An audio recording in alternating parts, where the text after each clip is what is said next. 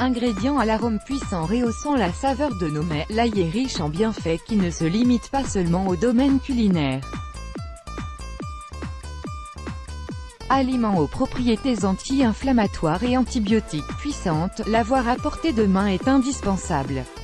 Mais ne vous inquiétez pas, nul besoin de vous ruiner ou d'être victime d'allers-retours incessants au supermarché. Une méthode très simple vous permettra d'avoir cet ingrédient chez vous en le faisant pousser en quantité infinie. Aliment phare de la médecine traditionnelle, l'ail est utilisé depuis des millénaires pour traiter de nombreux troubles de la santé. Présent cultivé au niveau mondial, il représente pour plusieurs pays un remède à l'efficacité redoutable. Selon le pays qui l'utilise, cet ingrédient s'est vu attribuer différentes appellations à travers les siècles dont pénicilline russe, ou encore antibiotiques naturels.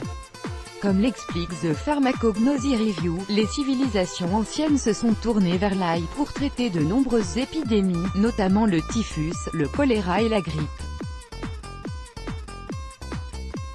Remède préventif et curatif à la fois, son utilisation traditionnelle attire la curiosité des scientifiques et mène à plusieurs études concluantes sur son action bénéfique au niveau de notre santé.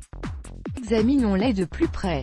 L'ail améliore la santé cardiaque selon une étude publiée par The Avicenna Journal of Phytomedicine. L'ail possède de nombreux bienfaits qui agissent de manière préventive sur les maladies cardiovasculaires.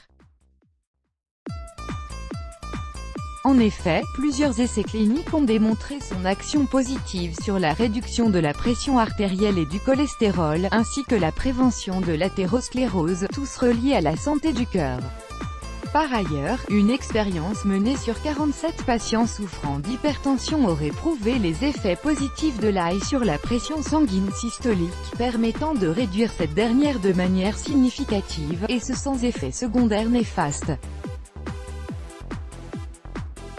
En effet, l'avantage indéniable de l'ail est sa capacité à traiter certains troubles sans forcément mener à des complications. Un essai sur des patients souffrant de cholestérol est arrivé à la même conclusion après l'observation d'une diminution non négligeable du sérum total de cholestérol, réduisant ainsi les risques d'incidents coronaires de 38% pour les individus âgés de 50 ans. Il renforce le système immunitaire. L'utilisation de l'ail pour renforcer le système immunitaire n'est pas un phénomène récent. En effet, ce remède pour les troubles mineurs a fait ses preuves bien avant l'apparition de l'industrie pharmaceutique. La science le confirme aujourd'hui, comme l'explique The Journal of Immunology Research, la biochimie complexe de l'ail, aussi appelée Allium sativum, semble améliorer le fonctionnement du système immunitaire. Grâce à la sécrétion de cytokinèses anti-inflammatoires permettant de réguler notre réponse immunitaire, l'ail serait à l'origine de nombreux bienfaits thérapeutiques. Il traite les troubles cutanés selon The Journal of Dermatology. L'application topique de l'ail permettrait de régler une multitude de troubles cutanés, dont le psoriasis, l'alopécie, les infections fongiques, la cicatrisation, ainsi que les troubles associés au vieillissement de la peau.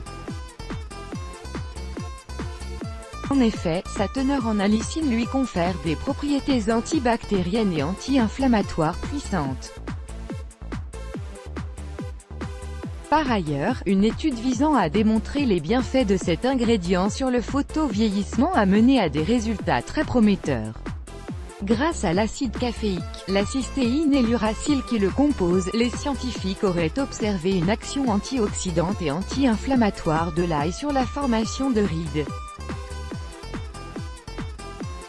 Voici comment faire pousser de l'ail chez vous. Séparez une tête d'ail en gousses individuelles, et plantez-les à 5 cm de profondeur dans une terre meuble, humide et profonde.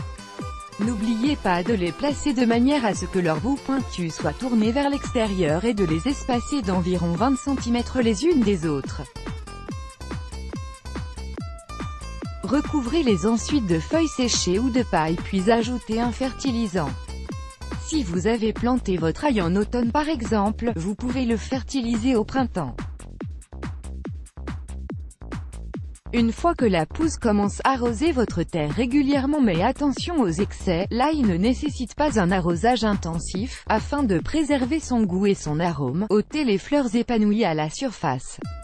Vous ne pourrez le retirer qu'après l'apparition de 5 à 6 feuilles et quand celles-ci deviennent jaunes ou brunes. Ce qu'il vous reste à faire maintenant, c'est de profiter des bienfaits de cet aliment incroyable que vous aurez fait pousser vous-même de manière complètement naturelle. Mise en garde, si vous venez de subir une intervention chirurgicale, il vous est déconseillé de consommer de l'ail à cause de son effet anticoagulant. Les femmes allaitantes devraient aussi l'éviter pour ne pas altérer le goût de leur lait. Let's block ADS. Why?